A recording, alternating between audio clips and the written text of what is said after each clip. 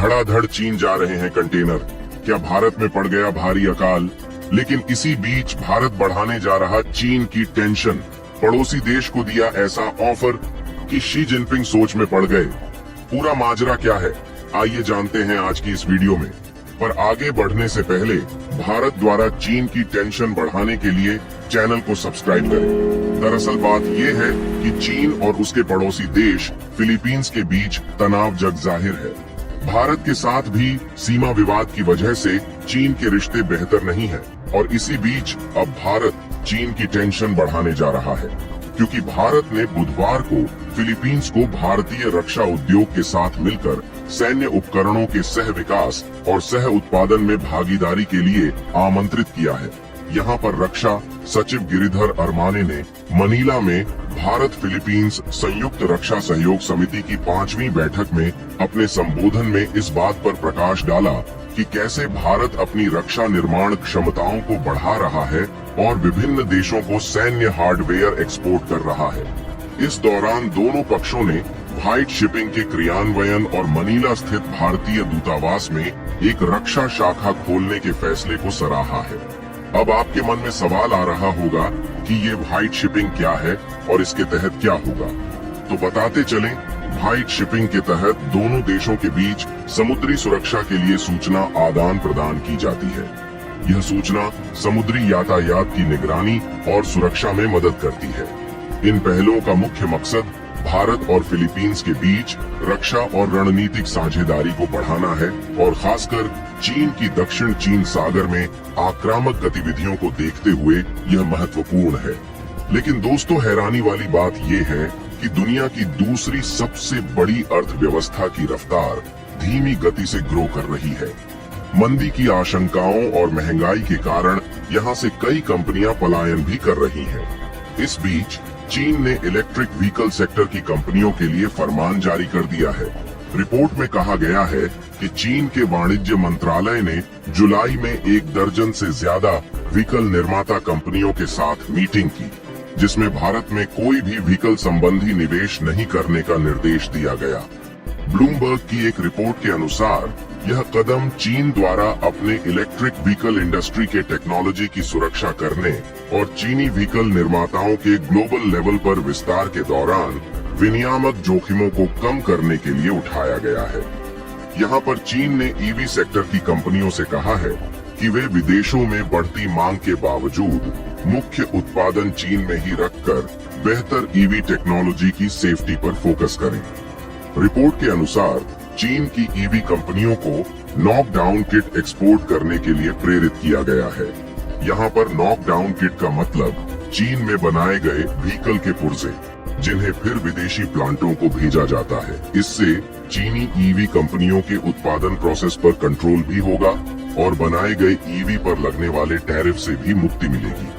पर दोस्तों, हैरानी वाली बात ये है कि ये दिशा निर्देश ऐसे समय में आए हैं जब चीनी व्हीकल निर्माता कंपनियां टैरिफ से बचने के लिए अपने परिचालन को ग्लोबल बनाने का प्रयास कर रही हैं, जबकि उन्हें घरेलू बाजार में तगड़ा कंपटीशन और धीमी बिक्री का सामना करना पड़ रहा है।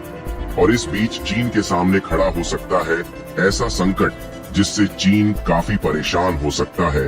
दरअसल उत्पादन को चीन के भीतर ही रखने से उनके विस्तार के प्रयासों में बाधा पैदा हो सकती है और यूरोप जैसे देशों के लिए चुनौतियां उत्पन्न हो सकती हैं, जो आर्थिक विकास और रोजगार पैदा के लिए चीनी निवेश को आकर्षित करने के लिए उत्सुक हैं। साथ ही कई कंपनियों के लिए कमाई पर भी असर हो सकता है। उदाहरण के लिए तुर्की में BYD 1,50,000 कारों की सालाना क्षमता वाला कारखाना बनाने की योजना बना रही है, जबकि स्पेन में चेरी ऑटोमोबाइल ने निसान के पुराने प्लांट को फिर से खोलने के लिए एक स्थानीय फर्म के साथ डील की है।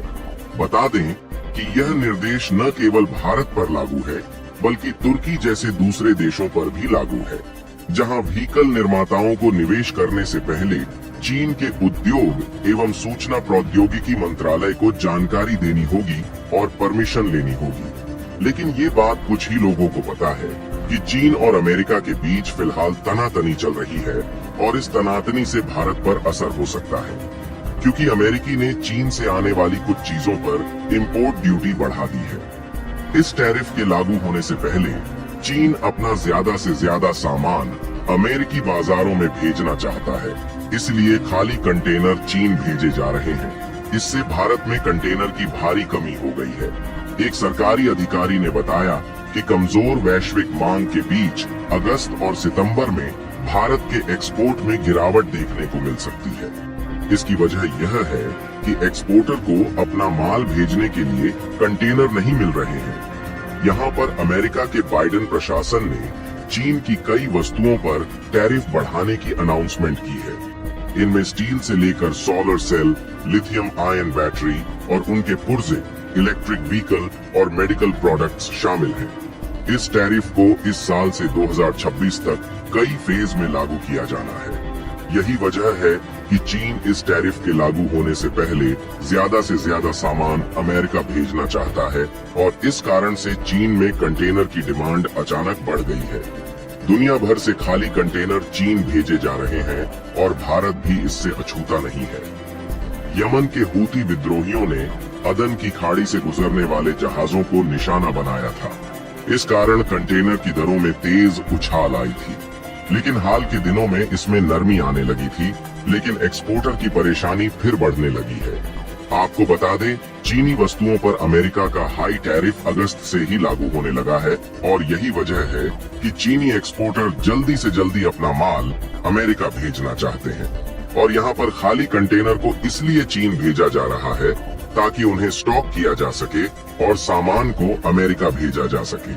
गौर करने वाली बात ये भी है कि यूरोपीय संघ और कनाडा ने भी टैरिफ बढ़ा दिया है, जबकि लाल सागर में संकट के कारण जहाजों के लिए भारत का रूट लंबा हो गया है। साथ ही भारतीय बंदरगाहों पर उन्हें लंबा इंतजार करना पड़ रहा है। यही कारण है कि कई शिपिंग कंपनियां भारत आने से बच रही हैं। इसको लेकर फियो के डायरेक्टर जनरल अजय सहाय ने कहा कि शिपिंग लाइंस हमारे भारतीय पोर्ट्स पर आने से बच रही हैं, क्योंकि उन्हें लंबा सफर करना पड़ रहा है। हालांकि सरकारी अधिकारियों का कहना है कि बुरा दौर बीत चुका है और आने वाले महीनों में कंटेनर सप्लाई में सुधार होने की संभावना है। एक अधिकारी ने कहा कि अगले 6 से 8 हफ्तों में चीजों में सुधार की उम्मीद है और अनुमान के मुताबिक अप्रैल से जुलाई के बीच देश के एक्सपोर्ट में 6.6% तेजी आई है और सरकार को इस फाइनेंशियल ईयर में इसके पॉजिटिव बने रहने की उम्मीद है। तो जहां एक तरफ अमेरिका द्वारा टैरिफ बढ़ाए जाने से चीन में खाली कंटेनर भेजे जा रहे हैं, वहीं दूसरी तरफ भारत भी चीन की टेंशन बढ़ा रहा है। तो दोस्तों, आपको क्या लगता है, क्या भारत को फिलीपींस के साथ मिलकर काम करना चाहिए या फिर नहीं? कमेंट बॉक्स में अपनी जरूरी राय अवश्य दें और यदि आपको हमारी वीडियो पसंद आई है तो इसे एक लाइक करें और दोस्तों के साथ शेयर करना बिल्कुल भी न भूलें। कृपया इस वीडियो को लाइक, शेयर और सब्सक्राइब करें ताकि हमारी अगला महत्वपूर्ण वीडियो आपको आसानी से मिले। धन्यवाद।